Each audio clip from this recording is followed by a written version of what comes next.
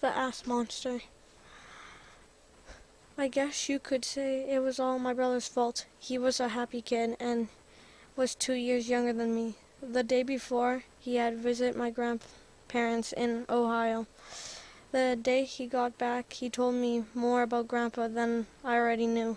Grandpa was 83 years old at the time and had a strong body. He had been a blue-collar worker before he retired, and he worked in the local plant, lifting and moving metals and wood. I never knew exactly what he did there, but I knew it involved lots of physical labor, and he didn't require much education.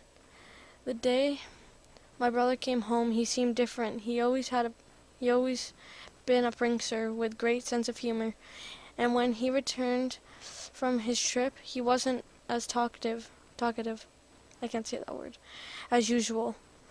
I immediately knew something was wrong. I saw it in his eyes. Jay, what is it? I simply asked. I knew he would tell me if there was something actually wrong. He trusted me and I trusted him. I don't even know he responded. I didn't know what to say, but I shivered as I saw a single tear run down his eye. Without another word, I grabbed his hand and pulled him towards the front yard. He knew where I was leading him, in the park on the street beside ours. There was a hideout heavily shrouded by bushes. As kids, we always went there to play, do our homework, or just talk. It was our place where information could be shared. Information could be shared without fear or of anyone else hearing. If Jay was going to tell me what was wrong, he would do it here. We finally reached the group of bushes that evoked so many memories from childhood. I let go of his hand and pulled myself under the biggest bush, and I reached the small clearing that we call ours.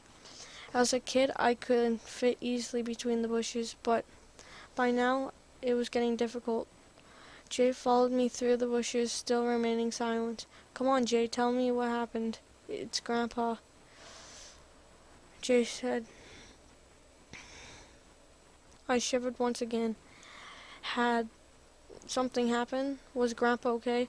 A weight began to swell in the pit of my stomach. I suddenly didn't want to hear the rest of what Jay had to say. I bit my lip and said nothing. What about Grandpa? I whispered. The factory, Jay began. You remember the factory Grandpa worked in his whole life? Yeah, I know the one, I mumbled, whatever. Grandpa never told us what exactly he did in there. Yeah, I replied, motioning for Jay to continue. There is a reason Grandpa didn't tell us what he did in there, Jay said, lowering his voice. I filled with a suspenseful fear. Why not?